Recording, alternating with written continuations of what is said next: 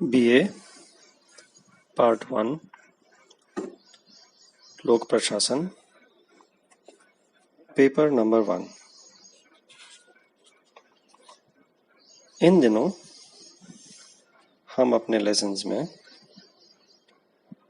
लोक प्रशासन का अन्य सामाजिक विज्ञान के विषय जैसे राजनीतिक विज्ञान, अर्थशास्त्र, इतिहास, मनोविज्ञान ऐसे विषयों के साथ लोक प्रशासन का संबंध समझ रहे हैं। हमने अपने पिछली कक्षा में समझा कि लोक प्रशासन का मनोविज्ञान के साथ क्या संबंध है। आज के लेसन में हम लोक प्रशासन का नीति शास्त्र के साथ संबंध समझेंगे। फिलॉसफी नीति शास्त्र मानवीय आचरण का औचित्य व अनौचित्य इस पर विचार करता है। नीति शास्त्र वह विज्ञान है जिसमें मानवीय आचरण का अच्छाई या बुराई इस पर विचार होता है। मानवीय आचरण के सत्य या असत्य, शुभ या अशुभ इसका ज्ञान प्रदान करता है नीति शास्त्र। हम कह सकते हैं कि नीति शास्त्र हमें मूल्यों के बारे में समझाता है।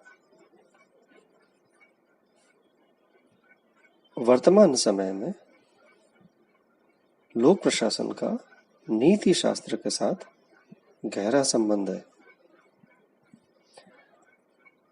लोक प्रशासक आज का लोक प्रशासक का लक्ष्य नागरिकों को केवल भौतिक समृद्धि ही नहीं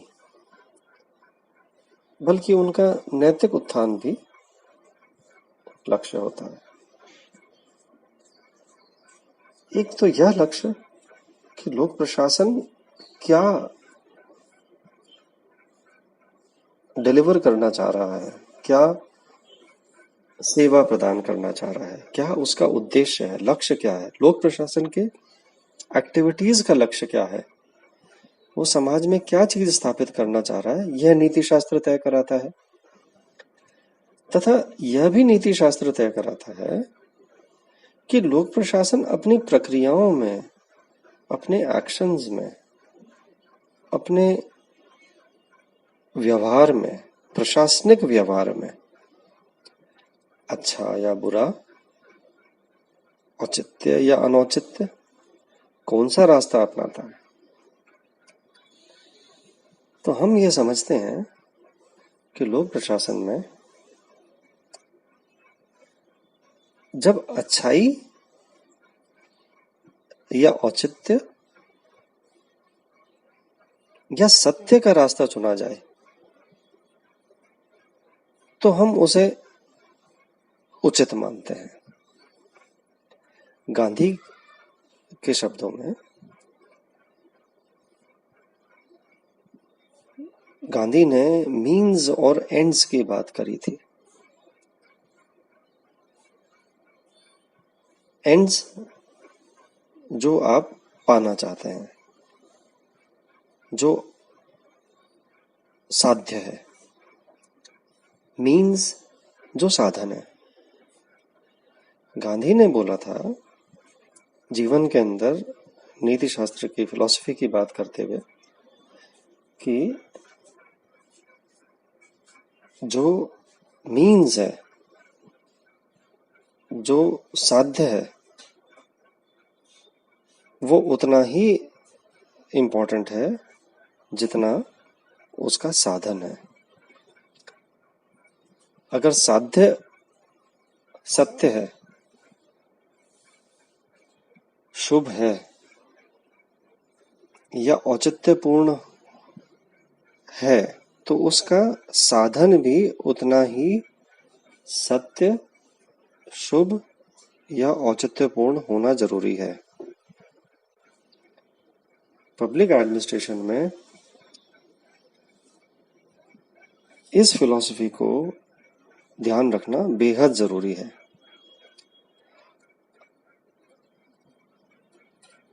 जैसे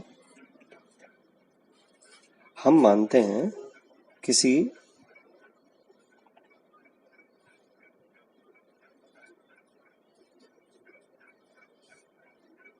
इल्लीगल काम करने वाले को कानून दंड देता है।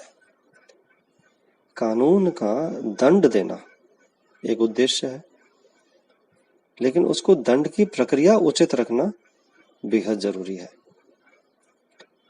अगर दंड की प्रक्रिया में औचित्य नहीं रहे तो वह प्रक्रिया ही दोषी हो जाती है।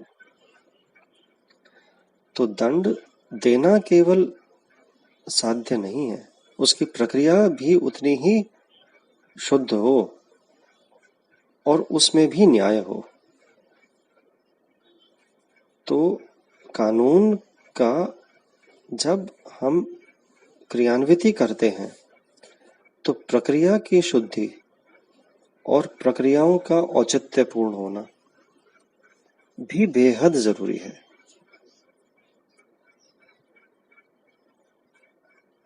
जब हम प्रशासन चला रहे हैं तो जो उद्देश्य होते हैं प्रशासन के, वह नीति शास्त्र के औचित्य या अनौचित्य, अच्छाई या बुराई का विचार, इन विचारों से तय होता है। लॉर्ड एक्टन का वह स्टेटमेंट बहुत फेमस स्टेटमेंट है, जिसमें उन्होंने यह कहा कि समस्या यह नहीं है कि सरकारें क्या करती हैं, वरन यह है कि उन्हें क्या करना चाहिए। यानी इसमें लॉर्ड एक्टन, ब्रिटेन के एक्टन, लॉर्ड एक्टन बोल रहे हैं कि सरकारें क्या कर रही हैं यह तो बात ठीक है, लेकिन उन्हें क्या करना चाहिए जो उचित है, जो औचित्यपूर्ण है, जो सत्य है, जो शुभ हो, जो अच्छा हो, वह प्रश्न बहुत इंपॉर्टेंट है। उनका उद्देश्य क्या है, प्रशासन का उद्देश्य क्या है, जैसे मैं आपको एक उदाहरण से समझाने की कोशिश करता हूं। उद्देश्य हो सकता है मानव स्वतंत्रता, यानी human freedom, freedom of humanity. अब मानव स्वतंत्रता साध्य है अगर, तो उसके लिए आपको वैयक्तिक स्वतंत्रता भी स्थापित करनी पड़ेगी, इंडिविजुअल की फ्रीडम। जब वैयक्तिक स्वतंत्रता स्थापित करने की कोशिश करेंगे तो आप फ्रीडम ऑफ स्पीच भी आएगी, बोलने की स्वतंत्रता, और अनेक तरह की स्वतंत्रताएं उनके साथ जुड़ती चली जाएंगी। यह नीति शास्त्र तय कराता है हमें, यह सारा ज्ञान नीति शास्त्र देता है हमें साध्य अच्छा चुनने में, और साधन भी उतना अच्छा ही रास्ता रहे, उतना ही अच्छा साधन रहे, यह चुनने में भी नीति शास्त्र हमारी सहायता करता है। लोक प्रशासन में कई बार यह चर्चा चलती है कि जन कल्याण करना है, जन कल्याण करना है, लोकतंत्र स्थापित करना है। तो लोकतंत्र स्थापित करना के साथ साथ यह भी इम्पोर्टेंट है कि जो आपके विरोधी हों आप उनकी बात को स्वीकार करें, तभी वो औचित्यपूर्ण होगा। नहीं तो औचित्य नहीं रहेगा लोकतंत्र का। अगर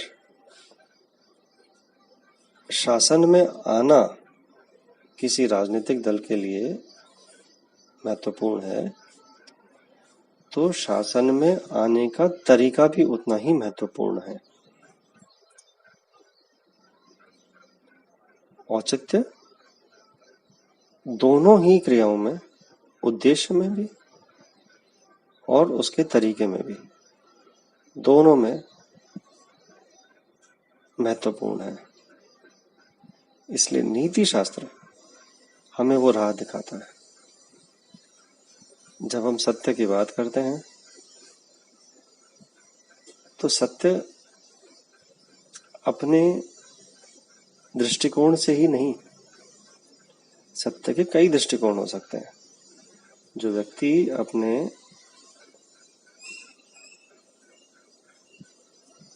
दृष्टिकोण से सत्य को फाइनल मान ले उसमें चूक हो सकती है।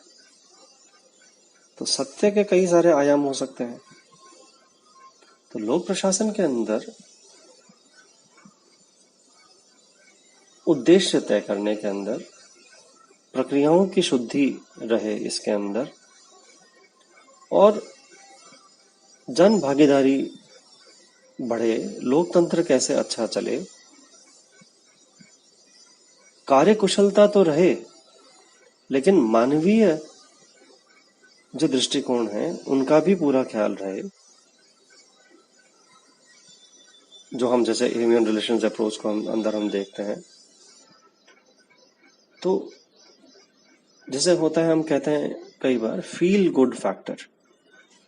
एडमिनिस्ट्रेशन के अंदर फील गुड फैक्टर बहुत इंपॉर्टेंट है।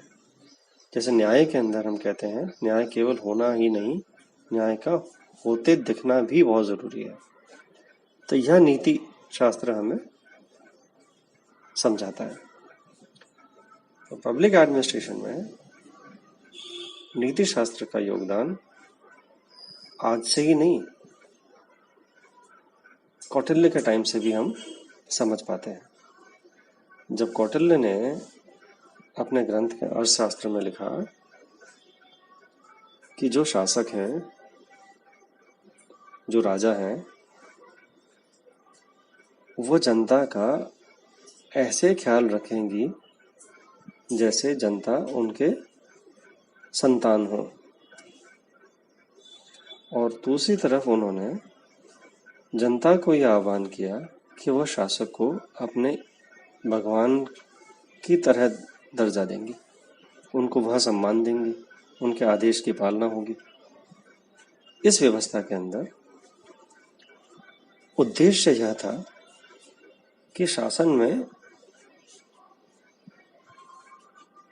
सिस्टम्स अच्छे तरह एस्टैब्लिश हो पाएंगे, आदेश की अवहेलना ही नहीं होगी।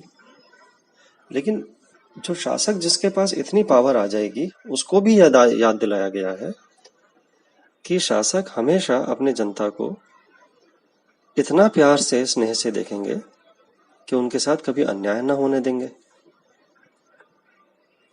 उनकी अच्छाई, उनके जनता के कुशल क्षेम के लिए कार्य करेंगे। तो यह उद्देश्य की जो तय करने की बात है, यह हमें नीति शास्त्र सिखाता है। इसलिए ही हम भारतवर्ष के अंदर कौटिल्य, गांधी, गौतम बुद्ध, महावीर, इनके द्वारा प्रतिपादित जो अच्छाई के सिद्धांत हैं, जो मानव विकास के लिए जरूरी होते हैं, उनको हम लोक प्रशासन के अंदर भी शामिल करने की कोशिश करते हैं। तो लोक प्रशासन हरदम मार्गदर्शन प्राप्त करता है नीति शास्त्र से।